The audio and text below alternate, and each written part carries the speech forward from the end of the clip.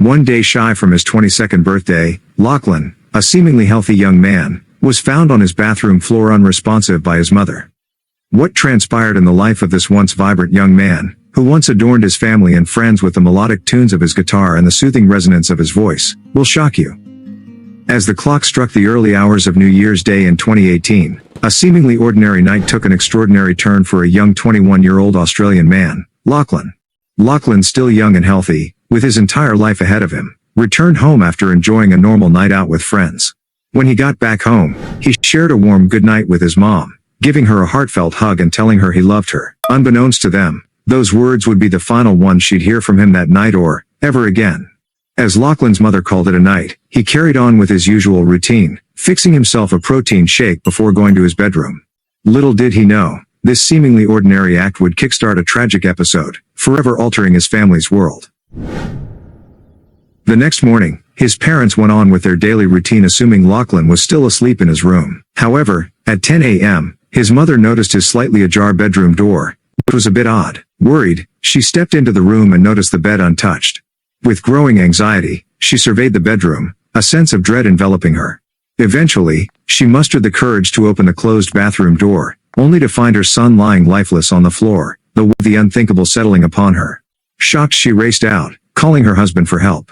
The father rushed in, and a shockwave raced through him as he confirmed their worst fear. Their son was gone, just a day before his 22nd birthday. Lachlan hadn't even had the chance to unwrap the birthday gifts waiting for him. So what happened? The evening prior, Lachlan prepared a protein shake and proceeded to his room. However, while sipping his shake, he sensed that something was amiss and conveyed his concerns to friends through a late-night Facebook message. He wrote, "I think my protein powder has gone off. Just made an anti-hangover workout shake and it tasted awful. How? Dunno, was kinda bitter though. Anyway, night lads. See you in the morning."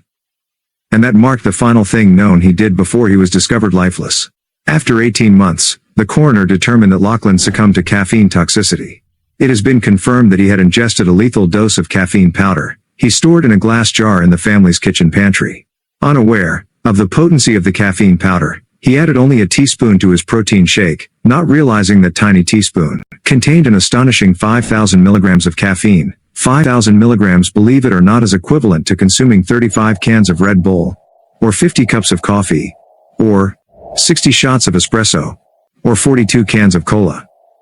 Picture consuming all of this caffeine in a single beverage within a brief time frame. Lachlan most likely didn't know that he was and had consumed that much caffeine.